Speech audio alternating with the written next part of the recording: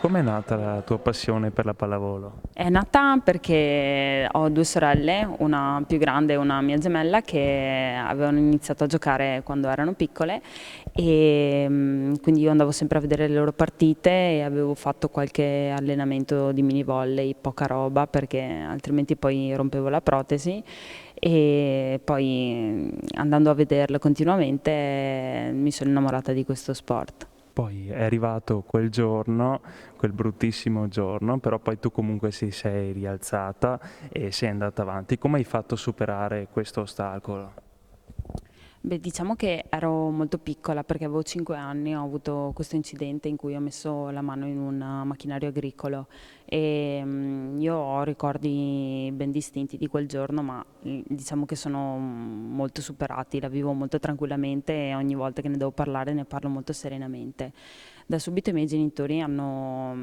deciso di mettermi la protesi, inizialmente mi avevano dato quella mioelettrica che si muove e poi invece hanno optato per una soluzione un po' più semplice che è una protesi estetica che poi io ho sempre usato anche per giocare a pallavolo. Quindi non è stato un grosso trauma per me, anche perché comunque sono nata con quello, cioè no, non sono nata con quello, però è come se ci fossi nata perché un incidente quando ero così piccola ancora le maggiori capacità motorie non le avevo sviluppate, quindi la mano fa parte di me, la protesi, e quindi da lì poi sono andata avanti con la protesi. Poi da lì è stato anche incredibilmente tutto in ascesa, perché comunque tu hai continuato a praticare il tuo sport, il volley, e poi da lì addirittura la chiamata in nazionale di sitting volley.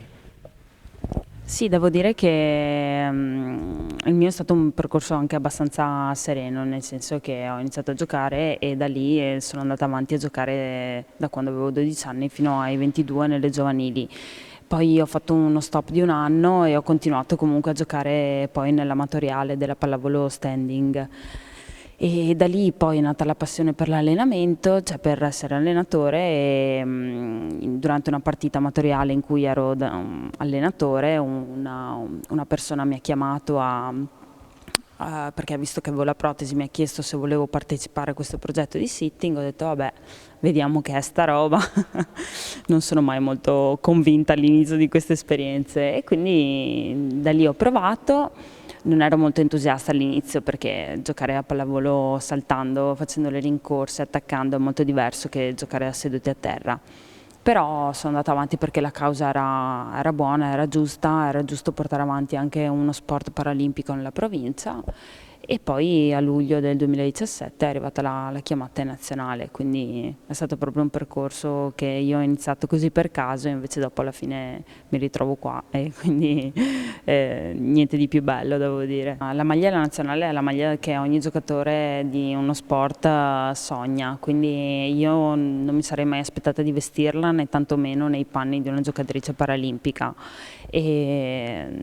lì quando ho fatto il primo collegiale abbiamo fatto anche un amichevole contro una rappresentativa dell'Emilia Romagna e sono scesa in campo, era una partita assolutamente amichevole durante un allenamento, quindi era una cosa più semplice che più semplice non si può e invece in realtà appena mi ha fatto entrare io ero oddio cosa devo fare adesso, mi venivano i brividi, la lacrimina e invece dopo sì, diciamo che l'emozione più grande sono state le prime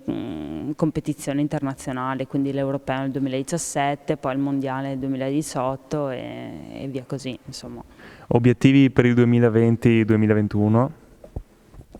Allora, beh, per finire in bellezza, diciamo, questo 2020, speriamo di continuare ad allenarci e di ritrovarci più spesso per ritiri e per allenamenti. Per il 2021, invece, sperando che questo Covid ci lasci in pace, ci dovrebbe essere la Paralimpiade a settembre, quindi fine agosto, inizio settembre, e lì stiamo lavorando per portare a casa qualcosa di importante. Adesso un po' per scaramanzia cerchiamo di evitare di parlare di medaglie o meno, però diciamo che andare lì sarebbe bello andare per partecipare e portare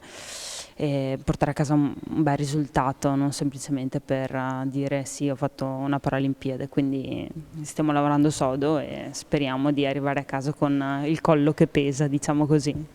E parallelamente continui a portare avanti la tua passione, ovvero allenare il volley codogné.